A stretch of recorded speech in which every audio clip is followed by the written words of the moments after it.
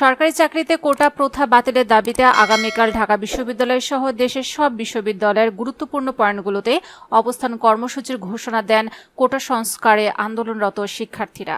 সরকারি চাকরিতে কোটা ব্যবস্থা বাতিল করে 2018 সালে জারি করা পরিপত্র পুনর্বহালের দাবিতে মঙ্গলবার রাজধানীর শাহবাগ মোড় অবরোধ করে বিক্ষোভ করেন বিপুল সংখ্যক শিক্ষার্থী ও চাকরি প্রত্যাশী। এ সময় তারা অবস্থান কর্মসূচি ঘোষণা দেন। তারা বলেন, আগামীকাল বুধবার দুপুর 2:30টায় দেশের সব পাবলিক বিশ্ববিদ্যালয়ের গুরুত্বপূর্ণ স্থানে অবস্থান কর্মসূচি শুরু হবে।